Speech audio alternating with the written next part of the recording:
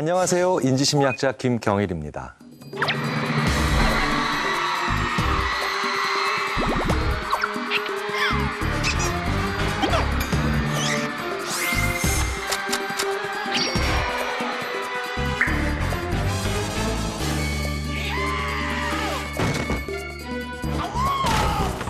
짤방이라고 하죠. 진짜 지구를 부셔버릴 거야. 아파트 뽑아버려야 돼. 전봇대 뽑아버릴 거야. 뭐 이런 얘기 하십니다. 축제 때 너무너무 귀여운 걸그룹이 왔는데 남학생들이 본관을 뽀개버리겠다. 제가 본관에 있거든요. 표현 자체만 놓고 보면 지구를 뽀개겠다고 하는 거는 거대 악당들이나 하는 무시무시한 표현. 자, 그렇다면 왜 우리는 귀엽고 사랑스러운 걸 보면 지구를 부시고 싶을까요? 논문으로 읽어드리겠습니다. 자, 오늘 소개해드릴 논문은요. Diamorphous Expression of Positive Emotion. 다이몰포스는요, 우리말로 번역을 하면 이형적인, 좀 어려운 말이에요. 그런데 이 다이몰포스는 결국은 청개구리 같은, 그러니까 긍정적인 정서를 느꼈는데 기분이 좋아졌는데 그거를 오히려 청개구리처럼 정반대의 언행으로 나타내는 거죠. 부제가 이렇게 돼 있죠. Displays of both care and aggression in response to cute stimuli. Cute, 귀여운 자극에 대해서 반응을 하는데 care, 잘 돌봐주고 싶은, 그리고 aggression, 공격하는, 이 두 개의 전혀 상반된 표현이나 반응이 동시에 나올 수 있다는 겁니다. 심리학에서 cute라는 말을 들으면 꼭 언급을 해야 되는 연구자들입니다. 오리아나 아라곤 교수죠. 꽤 오랜 시간 동안 cute, 귀여운 것을 보고 사람들이 왜 공격적인 반응을 하는가에 대해서 연구를 해온 걸로 유명합니다. 정말 귀여운 거, 정말 즐거운 거, 이렇게 너무너무 귀엽거나 너무 좋아서 내가 어떻게 주체할 수 없을 만큼 나를 완전히 휘감는 그런 느낌을 받게 되면 사람들은 의외로 평상심을 되찾고 싶은 욕구라는 걸 늘 가지고 있기 때문에 귀여움의 반대, 거친 행동, 기쁨의 반대, 슬플 때 보이는 행동을 합니다. 그런데 그건 모든 인간한테 다 있다는 거예요. 자, 어떤 사람이 압도적으로 행복하고 기쁠까요? 올림픽에서 금메달 땄어요. 올림픽에서 금메달 따면 이거 이상 큰 즐거움 가지기 어렵죠. 보는 우리들도 그렇게 기쁜데 올림픽에서 금메달을 따면 큰 슬픔이 일어난 것처럼 대성통곡을 하는 경우도 있죠. 심리학에서는 이걸 호메오스테시스라고 합니다. 호메오스테시스. 평형 상태인 거죠. 신체든 마음이든 평형 상태를 유지하려고 하는 인간의 가장 기본적인 속성을 호메오스테시스라고 합니다. 너무 덥지도 않고 너무 춥지도 않은, 너무 배가 부르지도 않고 너무 배가 고프지도 않은, 딱 적당하다라고 우리가 얘기하는 모든 지점들이 있죠. 균형이 있는 상태입니다. 우리 인간은 그걸 굉장히 중요하게 생각하죠. 특히 이런 평상심에 대한 욕구는 한국 사람들한테 더 강한 걸로 나타납니다. 항상 균형을 맞추고 싶은 경향성이 동양 문화, 특히 한국에서는 강하죠. 그래서 외국 언론들은 금메달을 따면 한결같이 그렇게 우는 한국 선수들을 보면서 어찌 보면 약간 의외다, 왜 저렇게 울까 얘기들을 합니다. 이렇게 호메오스테시스를 추구하는 우리 인간은 긍정적 감정이든 부정적 감정이든 하나를 크게 느끼면 정반대의 행동이나 말이 나오는 경우가 상당히 있습니다. 그 반대의 행동이나 말을 함으로 인해서 균형을 맞추려고 한다는 거죠. 한번 예를 들어볼까요? 제목에 나왔던 그 다이몰포스 익스프레션을 느낄 수 있는 다양한 상황 30개를 두고 온라인으로 설문조사를 진행한 겁니다. 나는 누군가를 보고 너무 기뻐서 울어본 적이 있다. 나는 너무 신이 나면 소리를 질러본 적이 있다. 저도 있습니다. 저 군대에 있을 때 갑자기 생각하지 않으면 휴가를 받아본 적이 있어요. 근데 저희 지휘관이 김중희, 자네 아주 부대를 위해서 열심히 일했기 때문에 내가 휴가 일주일 동안 보내주마. 이게 저도 모르게 회의 때 나온 거예요. 회의 때가 아니고 다른 곳에서 받았으면 아! 라고 했겠죠. 그런데 소리를 제외하고 보면 누가 봐도 격분한 표정이에요. 이거니까요. 화를 참는 표정인데 오히려 저는 기쁜 마음에 소리를 와 하고 지르는 그런 행동을 취했고 오히려 그걸 막아내기 위해서 이를 악물고 다 티는 났지만 이렇게 좋은 일이 있을 때 울어보거나 소리를 지르는 거 사실은 슬프거나 화가 날 때 하는 행동인데 해본 적 많으실 거예요. 또 이런 경우 있죠. 너무 화가 나니까 웃음이 나와. 저도 많습니다. 고등학교에 다니는 첫째 딸이 30점짜리 수학시험 점수를 받아오더니 진짜 웃음이 나더라고요. 여기다 대고 30점에 그렇게 만족스러우세요? 라고 얘기하지 않죠. 말도 안 되는 얘기. 그런데 이렇게 웃을 때가 있어요. 몇 해 전에 9회 말에 구원 투수로 나왔던 어떤 투수가 자기의 실투로 인해서 상대팀에게 끝내기 안타를 맞고 이기던 팀이 완전히 경기를 지는 걸로 끝내고 나오는 그런 처참한 순간에 마운드에서 내려오면서 자기도 모르게 하고 웃어서 당신은 당신 때문에 경기를 졌는데 웃음이 나오느냐, 팬들에게 엄청난 지탄을 받았는데 저는 한편으로는 그 선수의 마음이 이해가 되더라고요. 그 처참한 순간에 사실 웃음이 나오는 경우가 오히려 꽤 많거든요. 자, 이렇게 부정적 감정이 들었을 때 오히려 긍정적 표현을 하고, 굉장히 긍정적 감정이 들었을 때 오히려 부정적 표현을 하는, 그게 왜 이상하지 않은 거고 자연스러운 현상인가? 이 논문에 보시면 어펜딕스, 소위 말하는 부록 혹은 보충 자료가 있습니다. 보충 자료를 보면 아주 흥미로운 자료가 하나 나와요. 바로 많은 언어권에서 귀여운 자극과 공격적인 표현이 연관되어 있음을 보여준다는 거죠. 자, 같이 한번 들어보실까요? 첫 번째로 인도네시아어입니다. Gemas. 그 끝이에요? 그러니까 이게 인도네시아어 그대로 나오는 거잖아요. 디마스 이렇게 되는 거예요. 야 임마 뭐 이런 거 같다. 그치? 근데 뜻은 뭔가가 너무 귀여워서 폭력을 행사하고 싶다는 뜻이에요. 그쪽 표현에서는 귀여우니까 깨물어주고 싶다, 막 한 대 꼬집고 싶다 이렇게 아주 귀여운 걸 본 뜻인데 다른 나라 언어로 들으면 폭력적일 수도 있네. 자, 그러면 내친 김에 좀 더 몇 나라를 해보도록 하겠습니다. 프랑스어. Mignon à croquer. 이런 표현이랍니다. 참, 너무 귀여워서 냠냠 먹고 싶대요. 이거는 아나콘다라는 뜻이 아닙니다. 사실은 너무너무 귀엽다. 그래서 한 입 깨물고 싶다. 체코어로도 한번 들어보도록 하겠습니다. Mouchalovato. 야, 이거 정말 공포 영화인데요. 너무 귀여워서 짜버리고 싶다. 스퀴즈. 네. 유럽에서는요, 짠다는 표현을 이렇게 많이 한대요. 이탈리아어로는 어떻게 될까요? Da strapazzare. 야, 이놈의 새끼야. 뭐 이런 뜻이네. 진짜 이탈리아는 확실히 뭔가 이게 또 있다. 이것도 마찬가지로 짜버리고 싶다. 자, 그렇다면 베트남어. Hiệu quả chỉ muốn cắn cấu một cái. 치고받고 뽀갤 거야? 뭐 이런 뜻인가요? 오, 우리랑 되게 비슷해요. 거리가 먼 유럽으로 가면 짜낸다 표현이 많잖아요.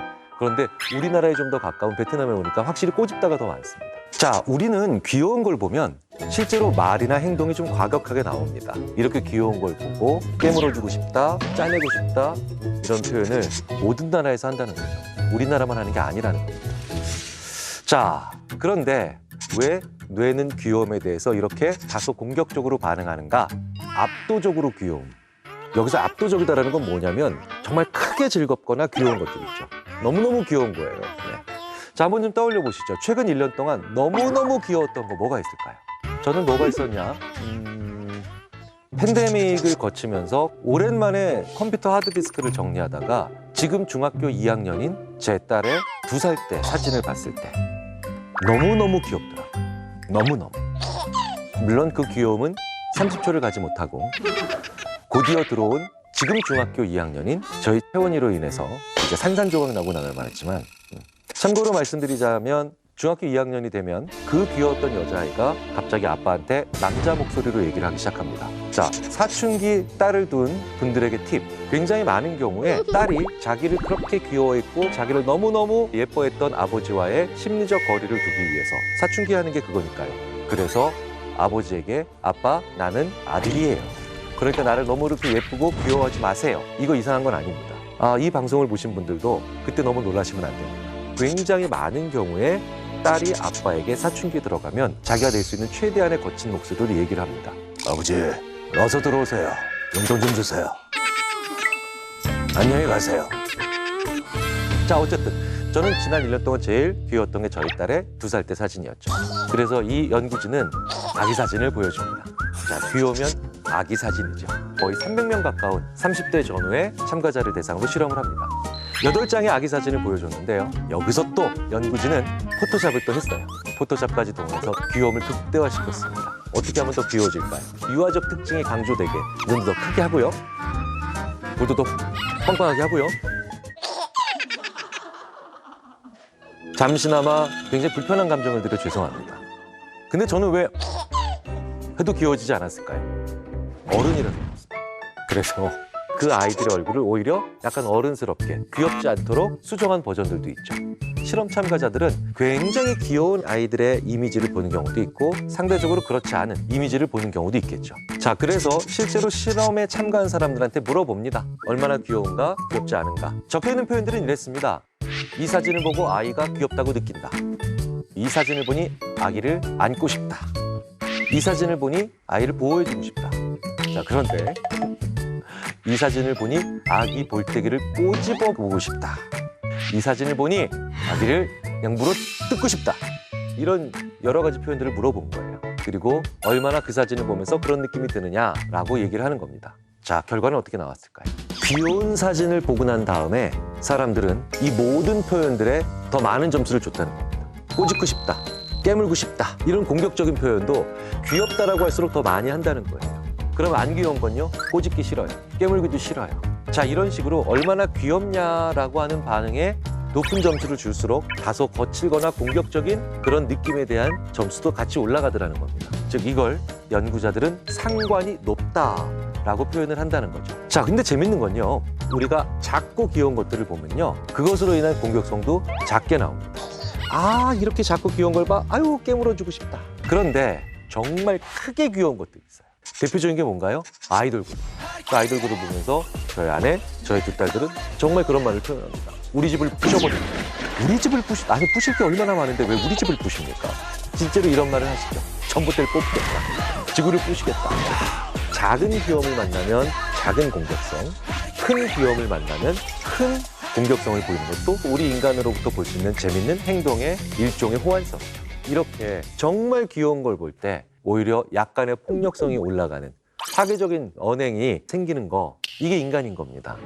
진화적으로 봤을 때 자연스러운 현상인 거죠. 바로 이 두 개가 동시에 떠야 내가 오히려 더 적절하게 우리 종을 보호할 수 있다는 거죠.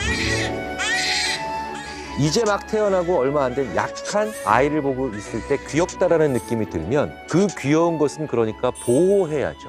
우리 뇌에 귀엽다, 지키자, 너무너무 사랑스럽다, 공격에 대비하자, 이 두 개가 동시에 나온다는 뜻입니다. 보호해야 될 때 우리는 공격으로부터 맞서 싸울 수 있는 힘을 가지고 있고 즉각적으로 반응할 수 있는 즉응태세를 가지고 있어야 됩니다. 자, 그렇기 때문에 우리가 누군가를 귀엽다라고 얘기하는 것은 내가 그 사람을 좋아하고 그 사람과 사랑에 빠졌다 표현하는 것과 직결되는 경우가 많습니다. 왜냐? 이 귀여움은 바로 궁극적인 감성인 애정의 따뜻함이 합쳐진 거거든요. 찬사예요.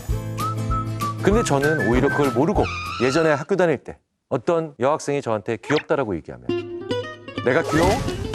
멋있지 않고?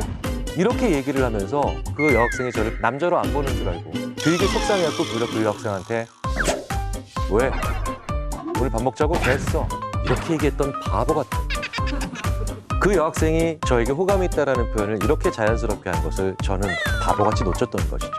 그런데도 우리는 멋있다는 얘기를 들으려고 하죠. 멋있다라고 하는 것과 귀엽다라고 얘기하는 것 사이에는 중요한 차이가 있습니다. 바로 온도감의 차이예요.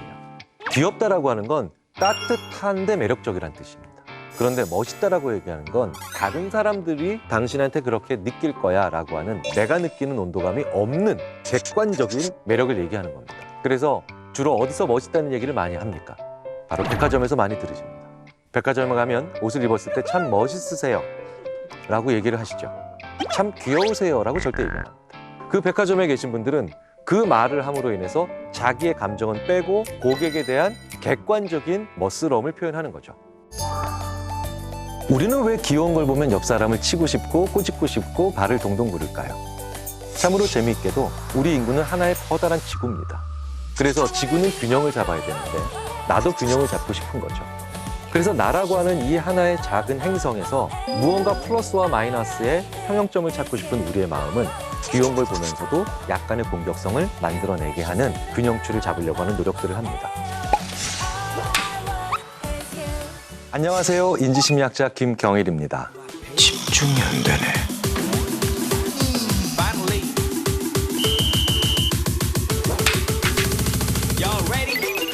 아빠가 우주에서 제일 좋아.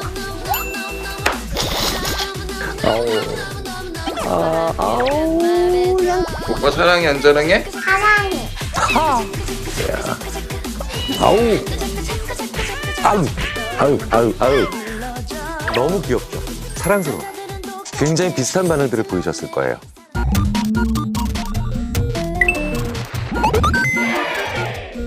귀여운 이미지들, 집중력을 향상시킵니다. 정말 왜 그럴까요? 논문으로 읽어드리겠습니다. 이 귀여움과 관련된 논문들은 의외로 많은데요. 논문 제목이 이렇습니다. The Power of Kawaii. 기분이 별로 안 좋아집니다. 가와이의 힘이래요. 자, 그런데 이 가와이라고 하는 뜻이요. 타전에서 찾아보면 결국은 귀엽다는 얘기입니다. 그래서 부제에 또 한 번 씁니다. Viewing cute images prompts a careful behavior and narrows attentional focus. cute, 귀여운 이미지를 보면요. careful behavior, 조심스러운 행동, 사려 깊은 행동이 더 향상되고요. 그리고 또 재밌는 건 주의의 초점을 좀 더 좁힌다는 겁니다. 논문 제목만 봐도 저는 일본 연구자들의 특징이 딱 보여요. 그 일본 연구자들이 되게 좋아하는 것 중에 하나가요. 다른 기본적인 것들을 조합하면 얼마든지 설명이 될 수가 있는데 굳이 이렇게 딱 떼어서 일본 말을 하나 용어로 만들어서 세계적으로 통용되는 것을 만들어 보고 싶은 게 또 일본 연구자들 뿐만 아니라 일본의 어떤 특징이죠. 이거의 거의 결정판이 일본 연구자들이 그렇게 많이 했던 우마미. 우리 인간의 5대 맛, 혀에서 느끼는 맛에 또 다른 맛이 있답니다. 우리말로 하면 감칠맛이에요. 그런데 이게 굳이 또 자기네들의 맛이라고 우마미라고 그렇게 또 국제 우마미 학회 우마미 컨퍼런스 막 이러면서 그것이 인간의 또 다른 차원이다 이렇게 얘기를 하는 경우를 많이 봅니다. 사실은 일본 사람들이 얘기하는 이 가와이는요 굉장히 귀엽다라가 아니라 일본의 문화를 얘기하는, 그래서 가와이 컬처라고 하는 말들이 있죠. 자, 어쨌든 이렇게 가와이라고 하는 표현을 굳이 쓰면서까지도 귀여운 것에 대한 효과를 봤는데요. 연구자들은 대학생들을 이제 무작위로 두 그룹으로 나눕니다. 그리고 작은 게임 미션 하나를 수행하게 되죠. 핀셋을 사용해서 게임 보드에 그려져 있는 환자의 몸에서 작은 부품을 집어 올리는 미션입니다. 좀 더 쉽게 말씀드릴게요. 조심스럽게 다른 거 안 건드리고 뽑는 거예요. 이건 뭡니까? 뇌가 운동과 얼마나 잘 협응하는가, 이런 걸 모터 컨트롤이라고 하죠. 운동에 관련된 것을 잘 통제하는 능력을 보는 거죠. 자, 그러면 어떤 사진을 봤을까요, 사람들은? 귀여운 아기 동물 사진, 그리고 또 다른 사진들은 어른 동물. 참 재밌죠? 아기 동물이라고 하면 우리가 잘 들어본 말인데요. 어른 동물이라고 하면 우리가 잘 안 쓰는 말이에요. 무슨 얘기입니까? 동물이 기본적으로 거칠고 공격적인데 이걸 아기라고 하는 말을 우리가 결부시켜서 많이 캐릭터를 만들어 놨으니 아기 동물이라고 하는 말은 우리가 써본 표현입니다. 그런데 어른 동물은 뭡니까? 그냥 같은 표현 반복이 좋아하죠. 원래 동물은 다 어른 아닌가요? 다 커가지고 그냥. 한편으로는 그렇기 때문에 나이 들어도 귀엽다라는 얘기를 들으시는 분들을 보면 정말 부럽죠. 그래서 저는 송혜 선생님 너무 부러워요. 어떻게 90세가 넘으셨는데 귀엽다는 얘기를 들으실 수가 있지? 자, 왜 가능할까요? 웃기 때문이에요. 정말 활짝 웃으실 줄 알기 때문에. 몇 해 전에 송혜 선생님을 저희 심리학자들이 우리나라에서 선물을 받을 때 가장 행복하게 웃는 표정으로 저희들끼리 비공식적으로 선정한 적도 있습니다. 그게 잘 웃는다는 게 얼마나 큰 자산인가를 생각해 볼 필요가 있죠. 우리가 좋은 일이 있어야 웃는다고 하지 않습니까? 그런데요, 웃어야 좋은 일 생긴다. 다들 아실 거예요. 돈은 모아두면 나중에 큰돈 되지만 웃는 건 절대 절약하면 안 되죠. 다 사라져요. 자, 어쨌든 이렇게 아기인 동물, 즉 귀여운 동물과 다 큰 동물, 귀엽지 않은 동물의 사진을 보고 난 다음에 사람들이 보이는 행동을 측정을 합니다. 그런데 재밌는 건요, 그걸 보기 전에도 측정을 했다는 거예요. 그 사람이 원래 평상시에 할 수 있는 만큼을 측정한 거죠. 그래프는 확연한 차이를 보여주죠. 귀여운 동물을 보고 난 다음에 그 작업을 했던 사람들은 보기 전에 했던 것보다 더 많이 향상돼 있죠. 즉 상승폭이 있다는 겁니다. 그런데 애덜트 애니멀, 그냥 귀엽지 않은 동물의 사진을 본 사람들은 프리와 포스트, 사전과 사후의 차이가 거의 나지 않죠. 영향을 안 받았다는 거죠. 자, 왜 이런 일이 일어날까요? 집중력이 더 강해졌다. 집중을 잘해서 내 손과 발을 통제할 수 있는 능력이 향상되고 있다는 겁니다. 집중력이 강해졌다는 건 크게 보지 않고 봐야 될 것만 보고 있다는 거죠. 그러니까 오히려 숲을 보지 않고 나무만 정말 보고 있는가를 보려고 했던 거예요. 자, 그래서 재밌는 건 시합을 앞두고 있는 선수들은 집중력을 높이기 위해서 스타디움에서 재밌고 귀여운 캐릭터들이 계속 앞에서 돌아다니죠. 그런데 선수들은 그걸 보면서 의외로 집중력이 높아지는 효과를 가지기도 합니다. 자, 그러면 그 집중력 자체에 또 집중을 해보죠. 연구자들은 그래서 두 번째 실험을 합니다. 이번에는 좀 엉뚱해 보이지만 나름 이유가 있는 세 번째 그룹이 추가되죠. 자, 첫 번째는 아기 동물 본 그룹입니다. 두 번째는 평범한 어른 동물. 자, 세 번째는 뭐냐? 맛있는 음식 사진을 본 그룹이에요. 맛있는 음식을 보면 좋은 거잖아요. 그러니까 귀엽다와 좋은 것 차이를 구분해 보려고 연구자들이 이런 세 번째 그룹을 추가한 거죠. 이번엔 시각적인 자극을 준 겁니다. 자, 지금 여기에 팔이 몇 개가 있는지 한번 세어보세요. 자, 몇 개가 있을까요? 2개죠. 집중력이 필요하죠. 이번엔 0이 몇 개가 있는지 한번 세보세요. 저도 보고 있는데 2개? 3개, 3개. 야, 난 이걸 여러 번 해봤는데도 맨날 헷갈리네. 3개 맞죠? 이거 의외로 어려워요, 이렇게. 의외로 약오릅니다. 이런 걸 3분 동안 하는 거예요. 20분 하면 실험실 부서집니다. 이건 귀여워서 부시는 게 아니라 진짜 부실 수도 있어요. 자, 이 결과들을 종합하면 우리는 귀여운 이미지를 본 다음에는요, 시각적 이미지를 잘 좁혀서 정확하게 구체적이고 세부적인 것을 하는 능력이 향상될 수 있다는 것을 추론해 볼 수가 있죠. 그리고 더 재밌는 건 이거는 단순히 기분이 좋아지는 효과는 아니라는 거예요. 왜냐, 음식이라든가 좋아하는 걸 보고 난 다음에는 이런 효과가 안 일어났으니까요. 두 번째 미션도 있습니다. 이번엔 아예 정말 크게 보느냐, 작게 보느냐, 거시적으로 보느냐, 집중력 발휘해서 볼 것만 딱 보느냐, 이걸 보는 거죠. 지금 보시는 시각 장면. 크게 보면 H죠. 작게 보면 F가 여러 개 서 있는 거예요. 이런 그림을 네이번 태스크라고 합니다. 크게 보는 사람은 H라는 대답을 잘할 거고요. 구체적으로 보는 사람은 F가 먼저 보일 겁니다. 재밌게도 이 네이번 태스크를 시켜봤더니 귀여운 걸 본 사람들은 귀엽지 않은 혹은 맛있는 음식 사진을 본 사람들에 비해서 큰 H가 아닌 작은 F를 집어내는 과제를 훨씬 더 잘하더라는 거예요. 논문의 제목, Narrow Attentional Focus. 그러니까 주의적 초점을 좁히는 것을 훨씬 더 잘하더라는 거죠. 그러니까 모든 일을 다 잘하게 만든다는 건 아니라는 거죠. 자, 이번에 큰 그림 한번 그려보자. 혹은 야, 이번에 조금 넓게 한번 생각해보자 라고 하는 데는 오히려 도움이 안 될 가능성이 높다는 거죠. 여러 가지 귀여움의 효과를 우리가 얼마든지 응용을 할 수도 있겠죠. 귀여움이 우리에게 미치는 영향력은 단순히 깨물고 싶다, 부수고 싶다라고 하는 귀여운 공격성에 그치는 게 아니라는 거죠. 귀엽다라고 하는 게 작게 보고 좁게 보게 만들어서 바로 거기에 초점을 맞추는 효과가 있다는 겁니다. 그래서 작고 구체적인 지식을 계속해서 외우는 공부방에도 효과가 있는 것은 당연한 추론인 것 같습니다. 공부할 때 백록담이 그려져 있거나 백두산 천지가 그려져 있는 그림보다는 귀여운 캐릭터를 옆에 놓거나 귀여운 사진을 옆에 걸어 놓으십시오. 저도 그래서 연구실에 2살 때의 제 2딸의 사진 있고요. 그러면서 잠시나마 그들의 현실적인 모습, 그들의 현재의 모습을 잊고 저는 집중력이 높아지는 그런 아주 재미있고 신기한 경험을 합니다.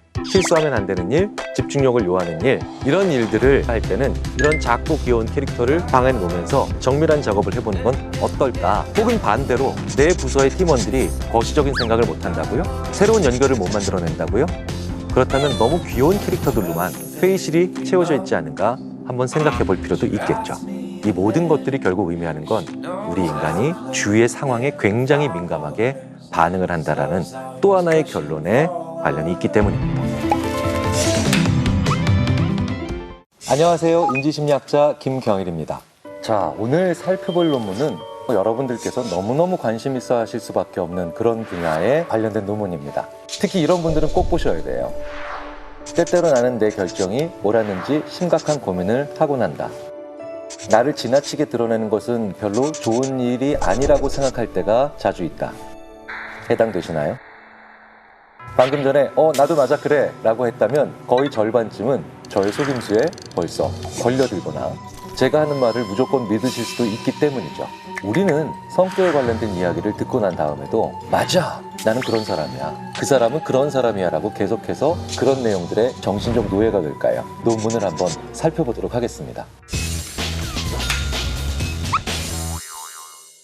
70년도 더 전에 심리학에서 거의 최초로 그런 곳에 관심을 가졌던 심리학자가 존재합니다.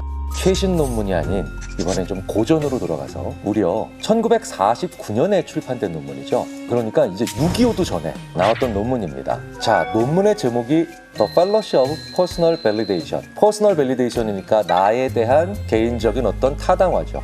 더 쉽게 말씀드리자면 나 정말 그래요, 맞아요 라고 인정하는 거예요. 그런데 fallacy가 있다는 거죠. 오류가 있다는 겁니다. 부제가 더 재밌죠. A Classroom Demonstration of Gullibility. Gullibility니까 잘 속는 거예요. 그런데 Classroom Demonstration, 교실에서 실증했다는 거예요. 요즘에는 이런 제목 잘 안 붙이죠.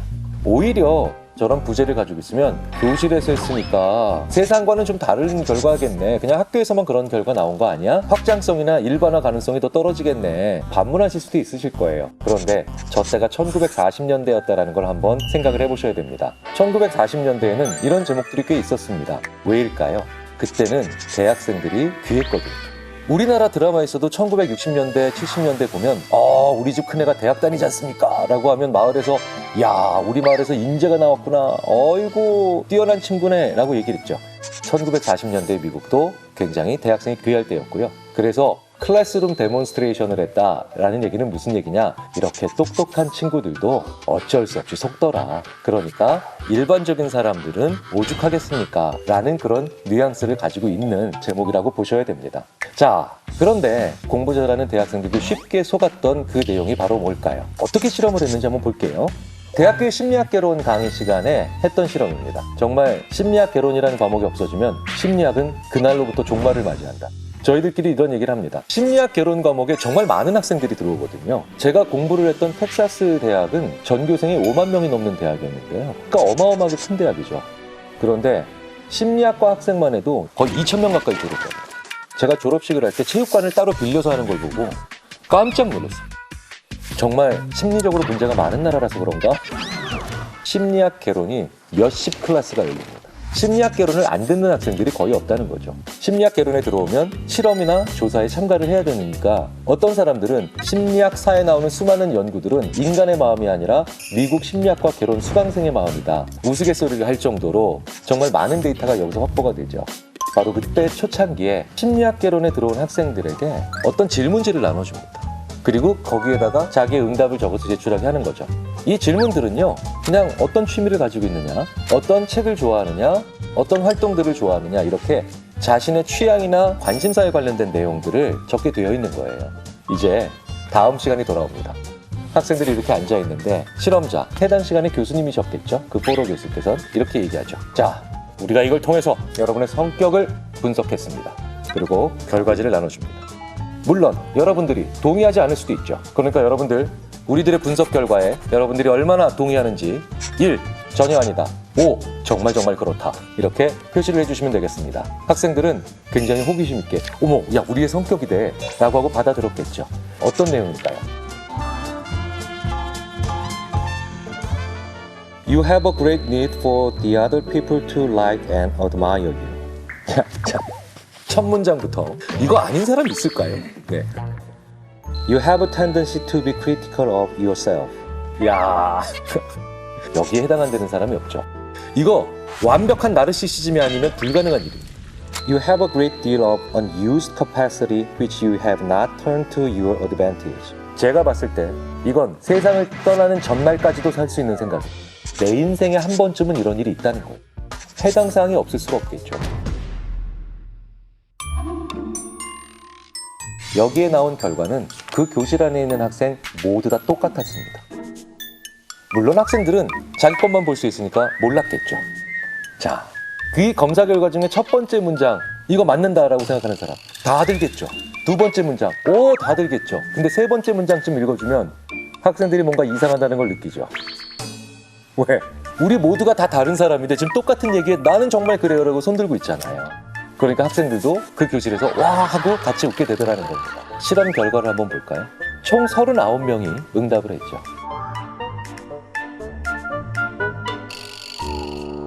네버! 한 명도 없죠. 1도 없습니다. 2가 돼야 한 명 나옵니다. 저 사람 참 훌륭한 사람이죠. 거의 대부분의 사람들이 4에서부터 5의 점수, 그러니까 굉장히 강하게 긍정을 했다는 거예요. 그 유명한 반엄 효과라는 말이 여기서 나오죠. 반엄 효과라는 어떻게 정의가 되냐면요, 누구에게나 있을 법한 평범한 측면, 이렇게 아주 일반적인 측면을 마치 당신은 이런 사람입니다 이렇게 얘기해 놓으면 사람들이 이 사람이 나를 잘 알고 있구나, 이 검사는 나를 완벽히 파악하고 있구나, 누구나 다 인정하지 않을 수밖에 없게 되고요. 문제는 그 다음부터죠.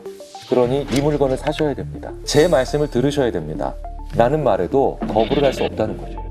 그런데 이 만화명가가요, 아무한테나 일어나는 건 아니라는 걸 우리가 먼저 좀 짚고 들어가야 됩니다. 이런 실험에서 대부분 가운을 입었어요. 이렇게 모호하고 일반적이고 수상적인 말을 할 때 하나 더 붙어야 되는 게 권위가 있어야 된다는 겁니다.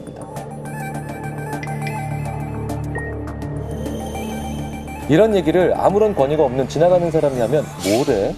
라고 얘기하죠. 그런데 그 권위라고 하는 것이 잘못된 방향으로 흘러갈 때는 근거 없는 얘기에 그 권위로 인해서 톡 하고 넘어갈 수도 있다는 거죠.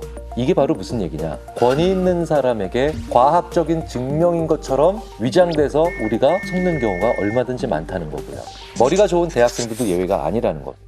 자, 이 반어효과 무려 70년도 더 전에 했던 이 실험으로부터 수많은 이후에 후속되는 연구들이 있었죠. 예외 없이 비슷한 결과가 관찰됩니다. 바로 우리가 애매하거나 모호하거나 일반적인 내용들을 보면 우리가 그렇게 믿는다. 성격에 관련된 근거 없는 이야기들 간단하죠. 혈액형, 별자리, 과학적 근거 없습니다. 그리고 이런 것들이 조금 더 일반화되면 그게 미신이죠. 올해 여름엔 동쪽을 조심해라. 올 가을엔 글을 읽는 사람을 피해라. 이런 일반적인 얘기는 가장 큰 공통점이 첫째, 근거는 역하지만 두 번째, 너무 포괄적이라서 무조건 내가 해당된다는 거죠. 동쪽은 내가 이 세상에 존재하는 한 반드시 존재하고요. 글을 읽는 사람은 내가 하루에 조금만 길을 걸어도 무조건 나오게 돼 있어요.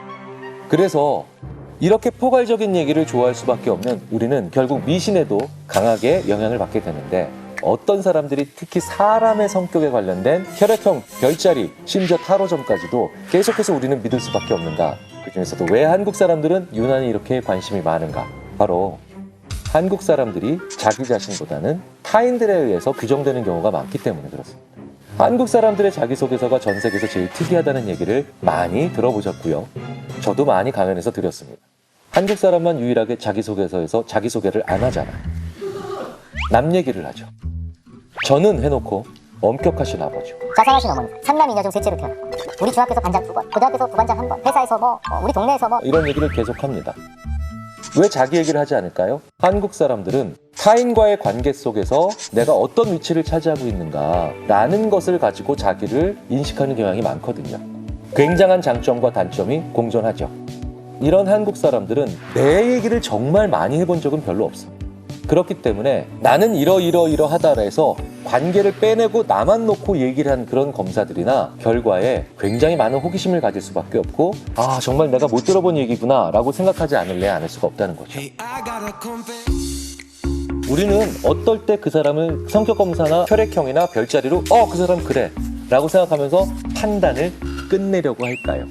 별 관심 없는 사람들한테 그렇게 하지 않을까요? 나랑 정말 가까운 가족에게 그런 거 하시나요? 나랑 오랫동안 친밀감을 유지하고 있는 친구한테 그런 거 하시나요? 연인에게, 배우자에게 그런 거 하시나요? 잘 안 하시죠? 뒤집어서 얘기하면 이렇게 사람을 유형별로 간단한 검사로 알아보려고 하는 사람들, 너는 혈액형이 이러니까 넌 이런 사람이겠구나, 너는 별자리가 이러니까 이런 인간이겠구나 라는 사람에게 이렇게 얘기해 줄 필요가 있다는 겁니다. 너 나한테 관심 별로 없구나, 그러니까 이렇게 쉽고 간편한 방법으로 나를 알아보시려고 하는 거지요 라고 되물을 필요가 있다는 거예요. 사람을 쉽게 알기 위해서 근거 없는 지식들을 사용한다는 것은, 그리고 그것에 자꾸 몰입하는 사람들을 보면 그 사람의 얕은 마음을 한번 지적해 주시면 어떨까라는 생각이 듭니다. 안녕하세요. 인지심리학자 김경일입니다.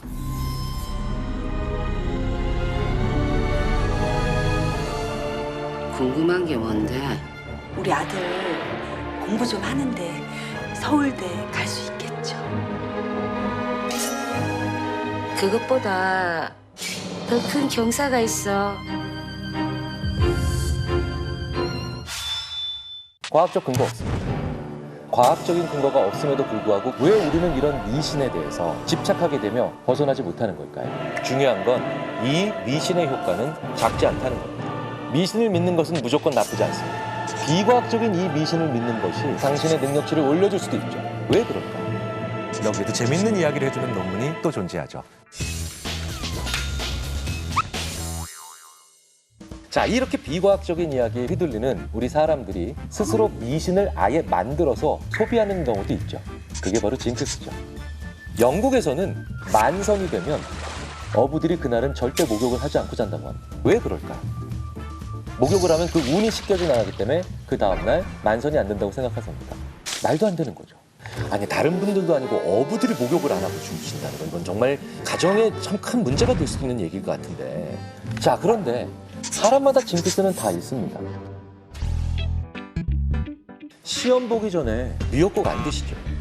자, 그런데 시험 보기 전날 미역국 먹으면 시험 떨어진다고 생각하시는 분 손 들어보세요. 아무도 안 드실 거예요.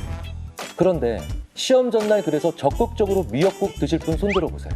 아무도 안 들죠. 우리는 믿지 않는다고 하지만 여전히 크고 작은 징크스의 상당 부분 포로가 되어 있죠. 자, 그런데 이런 징크스는 깨야 돼. 내가 한 사람의 시민으로서 국민적인 징크스 하나를 깨주마. 그래서 미역국을 적극적으로 드십니다. 심지어 시험장 앞에서도 드셨어요. 그리고 시험을 봅니다. 어떤 일이 일어날까요? 여기에 관련해서 중요한 연구를 한 연구자들이 있죠. 시카고 대학의 제인 리센과 코넬의 토머스 길러비치. 이 토머스 길러비치는요, 학자로서도 석학 반열에 오른 분입니다. 인간, 그 속기 쉬운 동물이라고 하는 책으로 유명하죠. 인간이 호모 사피엔스, 가장 지혜로운 동물이라고 스스로 칭했으면서도 얼마나 잘 속는가에 관련된 연구를 평생 해온 분이죠. 논문 제목이 이렇습니다. Why people are reluctant to tempt fate. 왜 사람들은 운명에 맞서길 꺼리는가. 그런데 여기서의 fate는 거룩한 운명이라기보단 이렇게 될 거야, 이렇게 될 수밖에 없어 라고 하는 미신이죠. 미역국을 먹으면 떨어진다는 건 말도 안 된다고 생각하면서도 왜 시험날 아침에 미역국을 먹는 건 꺼려 하냐는 거죠. 자, 어떻게 실험을 했는지 한번 볼게요. 사람들한테 가상의 시나리오를 들려주는 거예요. 실제로 실험에서 사용했던 시나리오는 이런 겁니다. 자, 존이라는 가상의 인물이 스탠퍼드 대학에 지원합니다. 합격 여부를 기다리고 있어요. 그런데 존의 엄마가 결과를 기다리고 있는데 스탠퍼드 대학교 티셔츠를 선물한 거예요. 아, 벌써부터 뭔가 미묘해집니다. 여기서 이제 징크스에 해당하는 시나리오가 등장하는 거죠. 미국에 있는 징크스 중에 하나가 내가 합격 여부를 기다리고 있는데 먼저 그 학교 티 입으면 떨어진다라는 징크스가 실제로 있거든요. 자, 첫 번째 시나리오는 징크스에 맞서지 않는 시나리오죠. 존이 어머니가 선물한 이 스탠퍼드 티셔츠를 곱게 접어서 서랍 속에 넣어둡니다. 괜히 김치국 마시면 안 되잖아 라면서요. 두 번째 시나리오는 당당하게 징크스에 맞선 시나리오. 엄마 마음이 있지, 엄마 정성이 있는데 바로 입는 거예요. 스탠퍼드 티셔츠를. 합격 여부가 아직 발표가 안 났는데. 자, 그런데 맞서든 맞서지 않든 그 다음에 결과가 좋을 수도 있고 나쁠 수도 있죠. 그러니까 총 4개의 경우의 수가 생기겠죠. 맞섰다, 맞서지 않는다, 결과가 좋다, 나쁘다. 참가자들은 결과에 대한 시나리오를 받겠죠. 존은 스탠퍼드에 떨어졌다 혹은 붙었다. 자, 그런데 얼마나 그 결말이 합리적인지 버튼을 누르는 시간을 측정한 겁니다. 왜 심리학에서 자꾸 이 반응 시간을 보느냐? 이거 말로 물어보면 다 이렇게 얘기합니다. 징크스는 맞서야죠. 그러니까 징크스에 맞섰는데 결과가 좋은 거 당연한 거고요. 징크스에 맞섰는데 결과가 나쁜 거 뭐 그럴 수도 있겠죠. 얼마든지 거짓말할 수 있잖아요. 하지만 우리의 반응 시간은 거짓말하지 못하거든요. 그 버튼을 빨리 눌렀다는 건 자기의 예상대로 가고 있다는 얘기가 되겠죠. 버튼을 누르는 시간이 상대적으로 느리다는 건 무언가 불일치가 있는 거죠. 느려질수록 내가 기대하지 못했던 것이 왔다는 거. 빨라질수록 원래 내가 기대하고 있었던 것, 진짜 속마음을 알아낼 수 있다는 거죠. 반응 시간을 보면 사람들이 언제 가장 반응 시간이 빠릅니까? 바로 미신에 맞섰는데 결과가 안 좋을 때.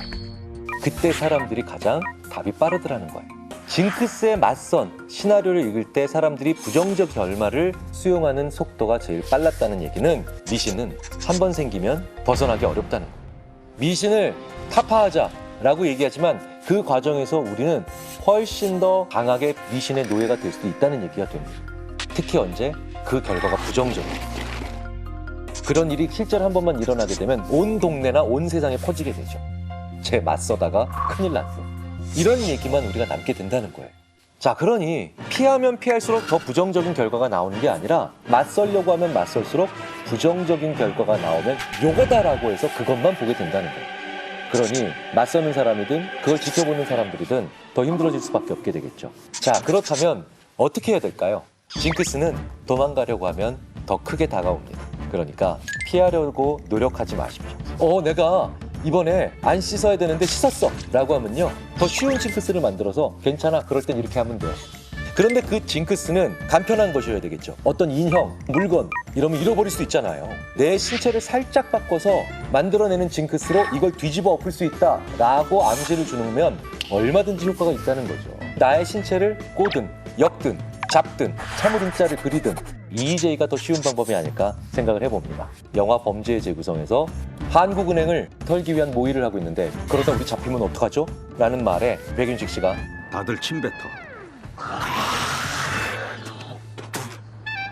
입도 가셔. 이 얘기는 무슨 얘기를 할까요? 징크스를 이길 수 있는 좋은 징크스를 만들면 그만이라는 겁니다. 그런데 그게 얼마나 쉽느냐? 다음 논문을 통해서 알려드릴 텐데요. 논문의 제목은요, Keep your fingers crossed. 손가락을 뒤집어서 크로스되게 만들라. How superstition improves performance. 이렇게 해. 그럼 너의 퍼포먼스는 올라갈 거야. 실제로 저자들은 논문에서 이렇게 표현을 하고 있습니다. Human thought and behavior exhibit a host of irrationalities. 인간은 자기 생각과 행동에서 정말 많은 비합리성을 보이고 있다는 거죠. And one prominent example of such irrationality is the prevalence of superstition. 그 중에 가장 대표적인 게 하나가 미신이다라는 뜻이죠. 그런데 미신을 믿는 것은 무조건 나쁘지 않습니다. 비과학적인 이 미신을 믿는 것이 당신의 능력치를 올려줄 수도 있죠. 이 미신이 의외로 중요한 긍정적 효과를 가질 수도 있다는 겁니다. 참가자들한테 10번의 퍼팅, 골프에서의 퍼팅을 하게 합니다. 그런데 퍼팅에 사용할 공을 주면서 절반에게는 이게 행운의 공이라고 하는 거예요. 논문 원문에서는 이렇게 얘기합니다. Here is your ball. So far it has turned out to be a lucky ball. 럭키볼이라고 알려주는 거예요. 나머지 절반에게는요, This is the ball everyone has used so far. 지금까지 거의 대부분의 사람들이 사용한 공이다. 럭키볼과 모든 사람들이 사용하는 공, 행운의 공과 그냥 일반적인 공이죠. 행운의 공을 받은 사람들은 정말 더 잘할까요? 10번 중 평균 6.42번 퍼팅에 성공한다는 거죠. 보통의 공을 받은 사람들은 10번 중 4.75번에 불과합니다. 거의 20%포인트 가까이 성공률이 높다는 거예요. 당연히 통계적으로 유의미한 차이가 확실히 나죠. 이 얘기는 뭐냐? 미신적 생각이 어떤 일을 못하게 만들 수도 있지만 오히려 이 연구에서 얘기하는 것처럼 자기 효능감, 내가 럭키볼을 받았어, 그러니까 나도 더 잘 될 거야 라고 하는 그런 자기 효능감을 증가시켜서 성과를 향상시키는 것이 얼마든지 가능하다는 것을 보여주는 실험 연구이기도 하죠. 나 더 잘할 수 있어 라고 하는 자기 효능감을 매개로 한다는 거죠. 너 럭키볼 받았어, 너는 럭키할 거야, 이렇게 작은 부적이나 상징물 하나를 받은 그런 집단은 실제로 나의 퍼포먼스, 성과가 좋아질 거고, 더 중요한 건 목표치를 더 올려잡을 수 있는, 게다가 그걸 계속 하려고 하는, 즉 지속성을 부여하는 경향이 강하더라는 겁니다. 그러니 미신을 잘 쓴다면요, 더 끈기 있게 지속적으로 할 수 있다는 것을 보여주는 겁니다. 자, 말도 안 되는 앱을 하나 제가 만들었습니다. 저는 이걸 한번 개발해보고 싶은데, 개발만 된다면 저는 전 세계에서 가장 많이 팔리는 환상적인 앱을 개발한 게 되겠죠. 이른바 공부의 신 앱입니다. 공부를 도와준다고? 아니요, 전혀 공부에 도움이 안 돼요. 그런데 놀라운 메시지를 문득문득 얘기해줍니다. 이 공부의 앱을 설치했습니다. 그런데 제가 공부를 한 2시간 열심히 했습니다. 스마트폰에서 알림창이 딱 와서 뜨니까 공부의 신 앱에서 온 알림인데요. 김경일, 너 100점까지 이제 32% 진척됐어. 그런가? 그래서 제가 공부 더 열심히 했습니다. 한 3시간 공부 더 열심히 했더니 100점까지 이제 42.8%로 향상. 너무 놀랍습니다. 그래서 더 공부를 열심히 해서 그 다음날까지 공부를 열심히 했더니 무려 62.6%로 향상됐다고 알려줍니다. 이야, 이거 너무 신난다. 동기부여가 되죠? 잠시 밖에 나가서 그런데 친구랑 놀다가 커피 한 잔 마시고 당구도 한 게임 치고 왔습니다. 돌아왔더니 이 공부의 신이 너 53.6%로 하강. 100점을 못 맞을 수가 없습니다. 무조건 다 맞게 돼요. 왜? 내가 지금 얼마나 했고 어디까지 왔는지의 모든 것들이 피드백이 오는 거잖아요. 그래서 38이었는데 이제 42로 갈 수 있어. 66이었는데 이거 하면 54로 떨어질 수 있어. 제대로 된 방향으로 가고 있다는 그 무언가가 필요한 것뿐이거든요. 하나만 더 볼까요? 부적을 하나 얻습니다. 부적을 하나 얻으면 내가 왜 얻겠습니까? 이미 나는 이 일을 열심히 하기 위해서 부적을 얻는 거죠. 제가 잘 아는 그쪽 분야에 계신 분 한 분은 어떤 분에게만 부적을 써주는지 아십니까? 열의를 보이는 분들에게만 부적을 써준다고 합니다. 부적을 써주면 이제 더 열심히 할 분들이거든요. 내가 맞는 방향으로 가고 있다라고 동기를 얻으니 더 열심히 할 분들이지 않습니까? 그리고 그분은 그저 행운을 바라는 사람들한텐 절대 부적을 써주지 않는다고 합니다. 그리고 자기 같은 관련 분야 분들이 아마 많을 거라고 얘기를 하시죠. 미신, 이렇게 대혼란스러운 환경 속에서 무언가 느낌을 만들어내고 의지를 만들어내며 희망을 가지고 싶은 우리 인간들이 우리 스스로 만들어낸 창작품입니다. 인간은 무엇이든 할 수 있다. 그리고 내가 예측한 대로 돼갈 것이다 라고 하는 믿음과 의지가 필요한데 그것이 유형의 것이 아니라 무형의 것이니 근거가 없거나 비합리적인 미신으로부터도 결국 만들어질 수 있으면 좋은 거겠죠. 이렇게 사이콜로지컬 텐션, 심리적 긴장감을 계속해서 주기적으로 유지해주고 feeling of control, 내가 통제할 수 있어 라고 하는 느낌을 만들어주며 심지어는 predictability, 내가 예측할 수 있다 라고 하는 느낌까지도 가질 수 있게 해준다는 뜻입니다. 그러니까 미신이 반드시 부정적인 효과만 있는 게 아니라 잘만 이용하면 이렇게 긍정적인 효과를 유발시킬 수도 있다는 뜻이 됩니다. 미신은 때론 우리의 능력치를 올려주기도 합니다. 그러니 미신에 신경 쓰지 않는다는 게 불가능하시다면 이런 식으로 미신을 역이용하시는 것도 좋은 방법이 아닐까 싶어요. 안녕하세요. 인지심리학자 김경일입니다. 팬데믹 이후로요. 성공과 더 가까우셨나요? 실패와 더 가까우셨나요? 당연히 실패와 좌절이죠. 이 실패라고 하는 것을 올해처럼 뼈저리게 느끼시는 경우도 흔치 않을 것 같아요. 오늘 논문 읽어드립니다에서는 전 세계에서 많은 심리학자들이 주목한 논문이죠. 그리고 올해의 키워드 중에 하나와 무관치가 않죠. 팬데믹 상황에서 정말 많은 분들이 success, 성공보다는 failure, 실패라고 하는 말에 더 민감해지실 겁니다. 이 연구 제가 뽑았을 때 올해의 연구입니다.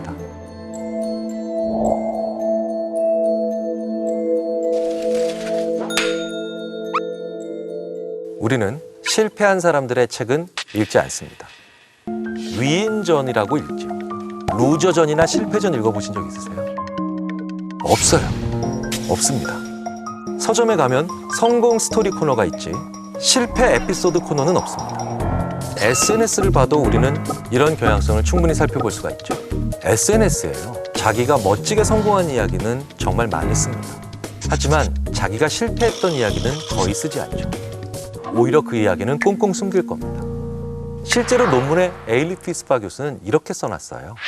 A quick Google search yields 1.28 billion results for the word success, in contrast to 553 million of as many for the word failure. 실제로 구글 서치에서도요, 성공에 대한 서치 결과는 12억 8천만 개가 나옵니다.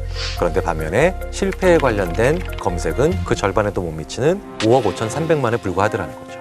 부정적인 뉴스나 실패를 많이 다룰 것 같은 신문 뉴스조차도 뉴욕타임즈를 살펴보면 성공에 대한 이야기가 훨씬 더 많더라는 거죠. 그런데 무조건 승자와 패자로 갈릴 수밖에 없는 스포츠 섹션에서조차도 이긴 결과가 많이 나오고 누가 졌느냐는 거의 나오지 않았다는 거죠. 그런데 인생을 살아가시면서 성공이 더 많으셨나요? 실패가 더 많으셨나요?